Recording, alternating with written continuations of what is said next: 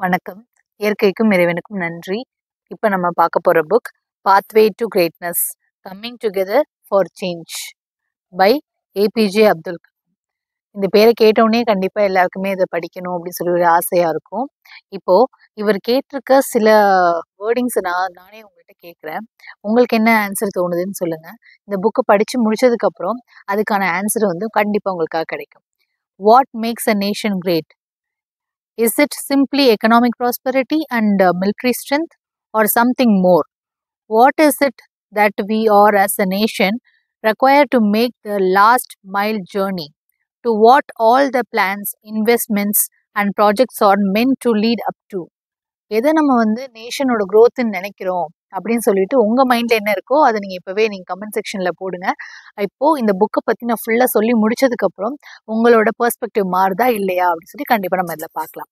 Okay, இதுல வந்து என்ன கொடுத்துருக்காங்க அப்படின்னா, ஒவ்வொருத்தருக்கும் ஒரு ஒரு கோல்ஸ் அண்ட் ரெஸ்பான்சிபிலிட்டி இருக்கு அப்படின்றது ரொம்பவே அழகா வந்து நம்மளோட ஏபிஜே அப்துல் கலாம் ஐயா வந்து சொல்லியிருக்காரு. இதுல ஃபர்ஸ்ட் வந்து என்ன சொல்லியிருக்காரு, what makes the nation great அப்படின்னு சொல்லிட்டு ஆரம்பிக்கிறாரு. இப்போ நேஷனை வந்துட்டு ஒற்றுமையா நம்ம ஒரு விஷயத்த கொண்டு போறப்ப அந்த நேஷனுமே வந்து அதை நோக்கி போகும் அப்படின்னு சொல்லியிருக்காரு. பிகாஸ் யூனிட்டி இன் டைவர்சிட்டி அப்படிங்கிறது நம்ம நேஷனோட ஃபார்முலா. ஈவன் இதுல வந்து மென்ஷன் பண்ணியிருக்காரு, நம்மளோட நேஷன் அப்படிங்கிறது கல்ச்சரலாகவும் ஹெரிட்டேஜாகவும் ரொம்பவே பழமையானது. அதுல வந்து நிறைய தனித்தன்மை இருக்குது நம்மளோட நேஷன்ல அப்படின்னு சொல்லியிருக்காரு. ஸோ வந்துட்டு என்ன சொல்லியிருக்காருன்னா, மொஹஞ்சதாரோ இருக்கு இல்லையா, இண்டஸ் வேலி சிவிலைசேஷன்ல ஹராப்பா, மொஹஞ்சதாரா அப்படின்ற வந்து பழமையான தொன்மையான இடங்களை வந்து கண்டுபிடிச்சோம்.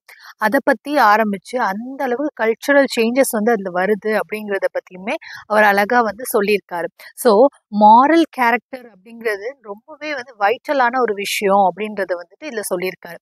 நெக்ஸ்ட் வந்து பேக் டு பேசிக்ஸ். பேசிக்ஸ்னா என்னன்னு சொல்லுவாங்க, நம்ம ஒரு மனிதரா வாழ்றதுக்கு எது முக்கியமான விஷயம் அப்படின்னா, நம்ம ஒரு ஹானஸ்டான ஒரு மனிதனா இருக்கணும். அதே மாதிரி கிளென்லினஸ்ன்றது ரொம்ப இம்பார்ட்டன்ட். அதே மாதிரி ரெஸ்பெக்ட்ன்றது ரொம்ப இம்பார்ட்டன்ட். கிளென்லினஸ் எங்க ஆரம்பிக்கும் அப்படின்னா, நம்ம வீடு நம்ம சுத்தமா வச்சுக்கிட்டா தான் நம்ம நாட்டை நம்ம சுத்தமா வச்சுக்குவோம் அப்படிங்கிற கான்செப்ட் தான் முக்கியம்.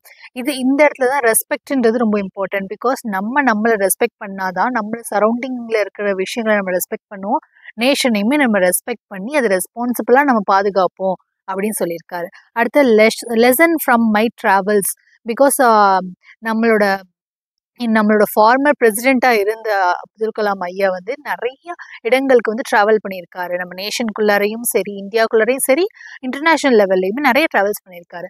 அங்கேருந்து அவர் கற்றுக்கிட்ட சில விஷயங்களை பற்றியுமே அவர் சொல்லியிருக்கிறப்போ என்ன சொல்லியிருக்காரு அப்படின்னா, பவர் ஆஃப் பீப்புள்ஸ் ஐடியா, அது ரொம்ப இம்பார்ட்டன்ட் இல்லையா. ஒவ்வொருத்த பீப்புளுக்கு ஒரு ஐடியா இருக்கும். அந்த ஐடியாவுக்கு நம்ம இம்பார்ட்டன்ஸ் கொடுத்து அதுக்கு நம்ம வந்து அதை நம்மளால எப்படி இம்ப்ளிமெண்ட் பண்ண முடியும் அப்படின்றத யோசிக்கணும் அப்படின்னு சொல்லியிருக்காரு.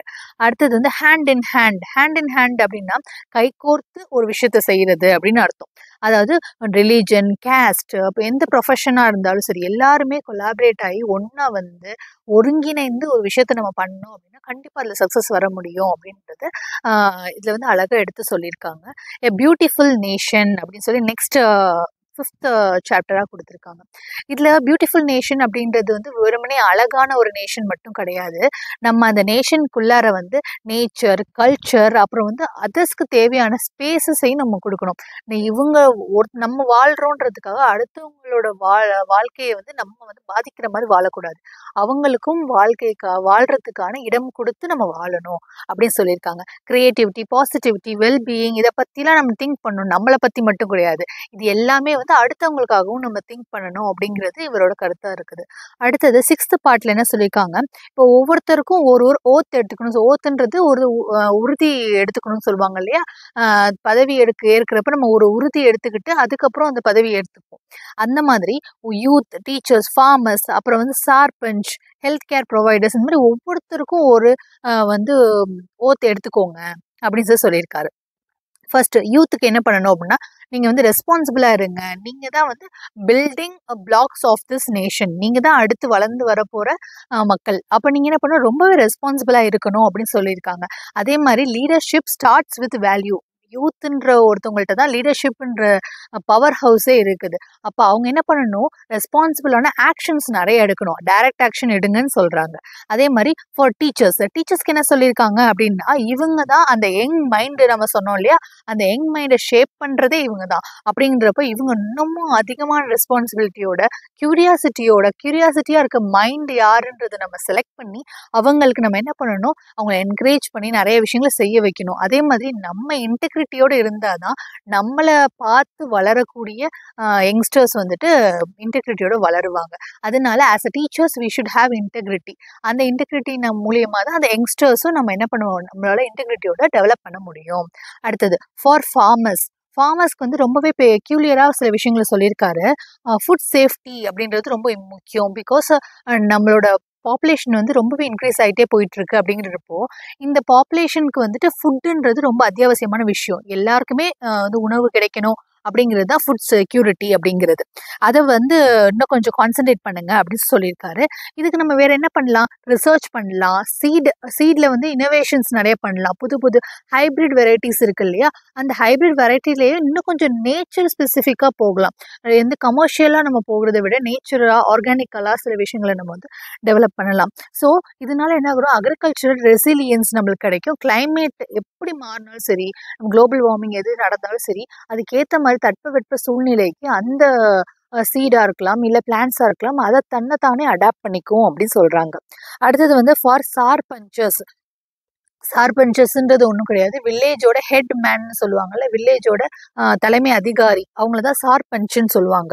அவர் தான் வந்து லோக்கல் லெவலில் டிரான்ஸ்பரன்சி, அப்புறம் வந்து ஹானஸ்டாக இருக்கிறது, கரப்ஷன் ஃப்ரீ என்விரான்மெண்ட்டை கொண்டு வருது, இதெல்லாம் இவரோட முக்கியமான வேலை இல்லையா. ஏன்னா வந்து அடித்தளத்துலேருந்து தான் நம்ம வந்து பேஸ்மெண்ட்டை வந்து உருவாக்கி டெமோக்ராட்டிக் கண்ட்ரியை வந்துட்டு உருவாக்க முடியும் அப்படிங்கிறது முக்கியமான ஒரு விஷயம். அவங்க எப்படி இருக்கணும் அப்படின்னா, இன்க்ளூசிவாக இருக்கணும். மக்களுக்கு தேவையானது என்னன்றதை நம்ம கண்டுபிடிச்சு அதை வந்து அவங்களுக்கு போய் சேர்க்கணும். அதே மாதிரி எத்திக்கல் வேல்யூஸோட அவங்க இருக்கணும். லாஸ்டா ஃபார் ஹெல்த் கேர் ப்ரொவைடர்ஸ்க்கு தனியாக கொடுத்துருக்காங்க. ஹெல்த் கேர் ப்ரொவைடர்ஸ் பற்றி நம்ம இம்பார்ட்டன்ஸ் எப்போ தெரிஞ்சுக்கணும், இந்த கோவிட் டைம் அப்போது ஃப்ரண்ட்லைன் ஒர்க்கர்ஸ் வந்து எவ்வளோ கஷ்டப்பட்டு ஒர்க் பண்ணியிருப்பாங்க அப்படின்றது நம்மளுக்கு தெரிஞ்சிருக்கும். அவங்கள பற்றி ரொம்ப மென்ஷன் பண்ணியிருக்காரு. இவங்க வந்து பேஷன் அண்ட் இன்டெகிரிட்டியோட வேலை செய்யணும் அப்படின்னு சொல்லுவாங்க. பேஷன்றது அடுத்தவங்களுக்கு உதவி பண்ணுற மனப்பான்மைன்றது அவங்கள்ட்ட கண்டிப்பாக இருக்கிறதுனால தான் அவங்க ஹெல்த் கேர் ப்ரொஃபஷனுக்கே ஒர்க் பண்ண வந்திருப்பாங்க. அப்படிங்கிறப்போ அவங்க வந்து இன்னமுமே மக்களோட குறைகள் நிறைகளை தெரிஞ்சுக்கிட்டு அதுக்கேற்ற மாதிரி ஒர்க் பண்ணணும். அது மட்டும் இல்லாமல் எப்போவுமே வந்துட்டு ஒரு ஒரு டிசீஸ் வந்ததுக்கப்புறம் அதை நம்ம வந்து தடுக்கலாம் அப்படின்றது முடியாது. ஸோ அதுக்கு முன்னாடியே ப்ரிவென்டிவ் கேர் அப்படிங்கிறது நிறைய பண்ணுங்க அப்படின்னு சொல்லியிருக்காரு. 11th சிவில் சர்வன்ஸை பற்றி கொடுத்துருக்காங்க. நிறைய பேர் IAS, IPS and all India civil services இந்த மாதிரி ஏதோ ஒரு சர்வீசஸில் வந்து போஸ்டிங்கில் போகணும், இல்லைன்னா வந்து தமிழ்நாடு கவர்மெண்ட்டோட குரூப் எக்ஸாம்ஸில் கிளியர் பண்ணணும் அப்படின்னு சொல்லிட்டு ரொம்ப ஆசையில் இருப்பீங்க. ஸோ அவங்கள நம்ம என்ன சொல்கிறோம் அப்படின்னா, steel frame of our constitution அப்படின்னு சொல்கிறாங்க. அவங்க தான் முக்கியமான கட்டமைப்பே, இந்தியன் கான்ஸ்டிடியூஷனோட முக்கியமான கட்டமைப்பே அவங்க தான் வந்துட்டு கவர்மெண்ட்டே ரன் பண்ணுறதுக்கான ஷேடோ கவர்மெண்ட் மாதிரி வந்து செயல்பட்டு இருக்காங்க. அப்படிங்கிறப்போ நிறைய மாற்றங்களை அவங்களால தான் கொண்டு வர முடியும். அவங்க எப்படி இருக்கணும் அப்படின்னா, எஃபிஷியன்சியோட, டிரான்ஸ்பரன்சியோட, மக்களோட குறைகளை தன்னோட குறைகளாக நினச்சி கவர்மெண்ட்டை டெவலப் பண்ணணும் அப்படின்னு சொல்லி நினைக்கிறோம். அடுத்தது ஃபார் ஜுடிஷியரின்றது ரொம்ப இம்பார்ட்டன்ட். இப்போ நிறைய கேசஸ் நம்ம பார்க்குறோம் இல்லையா, ரொம்ப டிலேயான ஜஸ்டிஸ் கிடைக்குது அப்படின்னு சொல்லிட்டு நிறைய பேர் சொல்லியிருக்காங்க. இப்போ ஜஸ்டிஸ் டிலேட் இஸ் டினைட் அப்படின்னு சொல்கிறோம். அப்படிங்கிறப்போ ஜுடிஷியரின்றது எவ்வளோ ஒரு க்ரூஷியலான ரோல் வந்துட்டு ப்ளே பண்ணிட்டு இருக்குது. அது வந்து எப்போவுமே வந்து ஒரு ஃபேர்னஸோடு இருக்கணும், ஃபேர் ட்ரையல் நடக்கணும், ஸ்பீடி ட்ரையல் நடக்கணும். அதே மாதிரி டெமோக்ரஸியோட கார்டியன்ஸுன்னு கூட நம்ம வந்து ஜுடிஷியரி டிபார்ட்மெண்ட்டில் இருக்கவங்கள நம்ம சொல்கிறோம். அப்படிங்கிறப்போ அவங்க வந்து தன்னோட மனசாட்சிக்கு விரோதம் இல்லாமல் அவங்களோட ஜஸ்டிஸ் வந்து கண்டிப்பாக கொடுக்கணும் அப்படின்றது இவரோட ஒரு இதுவாக இருக்குது. அடுத்தது வந்து பொலிட்டிக்கல் லீடர்ஸ் அப்படின்றப்போ அவங்களுக்கு வந்து எங்கேருந்து இந்த பவர் கிடைக்குது அப்படின்னா, பப்ளிக்கோட ட்ரஸ்ட்னால தான் அது கிடைக்குது. பப்ளிக்கோட ட்ரஸ்ட் அப்படிங்கிறது ஒருத்தவங்க நம்பினா மட்டும்தான் நம்ம பொலிட்டிக்கல் லீடர்ஸாக அவங்கள ஆக்க போகிறோம்.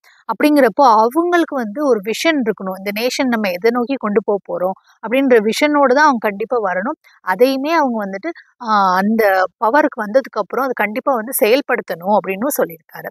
லாஸ்ட்டாக ஃபைனலாக என்ன சொல்லியிருக்காரு, இம்பார்ட்டன்ஸ் ஆஃப் லீடர்ஷிப் அப்படின்னு சொல்லியிருக்காரு. எப்போவுமே லீடர்ஷிப் அப்படிங்கிறது வந்து ஒரு சர்வீஸ், அது வந்து ஒரு ஸ்டேட்டஸாக எடுத்துக்கக்கூடாது. எனக்கு வந்து இந்த பொசிஷன் கிடைச்சிருச்சு, எனக்கு பவர் கிடைச்சிருச்சு, நான் நான் வந்து என்ன வேணா பண்ணுவேன் அப்படிங்கிறது கிடையாது. லீடர்ஷிப்ன்ற ஒருத்தருக்கு வந்து லீடர்ஷிப் எப்போ கிடைக்கும் அப்படின்னா, சர்வீஸ் பண்ணணுன்ற மைண்ட் செட் இருந்தால் தான் கிடைக்கும். அதை நீங்கள் என்ன பண்ணிடணும், லீடர்ஷிப் கிடைச்சதுக்கு அப்புறம் அதை உதாசீனப்படுத்தக்கூடாது. கண்டிப்பா அத வந்து நீங்க ஃபாலோ பண்ணணும். அடுத்தது இம்பார்ட்டன்ஸ் ஆஃப் அ புரா. இது ரொம்ப இம்பார்ட்டன்ட். PURA அப்படின்னா providing urban amenities to rural area. இந்த கான்செப்ட் ஃபர்ஸ்ட் கொண்டு வந்தது நம்ம ஏபிஜே அப்துல் கலாம் ஐயா தான். ஏன்னா வந்துட்டு எந்த அதாவது ரூரல் பேக்ரவுண்ட்ல வில்லேஜஸ்ல இருக்க பீப்புளுக்கு கூட அர்பன் லைஃப் எப்படி இருக்கும், அவங்களுக்கு தேவையான ஸ்டாண்டர்ட் ஆஃப் லிவிங் இருக்கும் இல்லையா, அதே மாதிரி அர்பன் இருக்கிற மாதிரியே ரூரல்லையும் வந்து ஃபெசிலிட்டிஸ் அமைச்சு கொடுக்கணும் அப்படின்னு சொல்லிட்டு இவரோட பிரெயின் சைல்டு தான் இந்த ஸ்கீம். இந்த ஸ்கீம்ல என்ன கொண்டு வந்திருப்பாங்க அப்படின்னா, அந்த அந்த ஸ்கீம் கீழே தான் நிறைய சின்ன சின்ன வந்து பிரிட்ஜஸாக இருக்கலாம், இல்லை வந்து டேமாக இருக்கலாம், ஃபெசிலிட்டிஸ் லைக் அந்த கமர்ஷியல் ஆப்பர்ச்சுனிட்டிஸு, ஈவன் வந்து ஐடி பார்க் கூட நிறைய சின்ன சின்ன கிராமங்களில் கூட உருவாக்க ஆரம்பிச்சிச்சு. அதுக்கு ரீசன் என்ன அப்படின்னா, ஆப்பர்ச்சுனிட்டிஸை வந்து புதுசாக வந்து உருவாக்கியிருக்காங்க. இதான் அந்த புரா ஸ்கீம். இவர் வந்துட்டு பிரெயின் சைல்டாக அதை ஆரம்பிச்சதுக்கப்புறம் நிறைய இந்த ஸ்கீம் ரிலேட்டடாக சப் ஸ்கீம்ஸ்லாம் வர ஆரம்பிச்சிச்சு. இதை பற்றி நீங்கள் படிச்சிங்கன்னா இன்னும் உங்களுக்கு ரொம்ப இன்ட்ரெஸ்டிங்காக இருக்கும். இப்போ லாஸ்ட்டாக என்ன சொல்லியிருக்காரு அப்படின்னா, collective responsibility equal to national transformation. நம்ம எல்லாருமே இப்போ யாரெல்லாம் வந்துட்டு இந்த பிரமாணம் எடுத்துக்க சொன்னார் இல்லையா, அது வந்து யார் youth, teachers, farmers, health care providers, civil servants, judiciary, இந்த மாதிரி எல்லாருமே சேர்ந்து ஒருங்கிணைஞ்சு ஒரு வேலையை செஞ்சாதான் நம்மளால என்ன பண்ண முடியும், கண்டிப்பா கலெக்டிவ் சக்சஸா வந்து அடைய முடியும் அப்படின்றது ரொம்பவே அழகா வந்து இது சொல்லியிருக்காரு.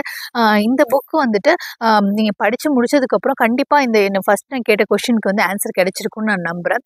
இந்த மாதிரி ரொம்ப இன்ஃபர்மேட்டிவான புக்ஸை வந்து நெக்ஸ்ட் வீடியோஸ்ல நம்ம பார்க்கலாம். Share and subscribe. தேங்க்யூ.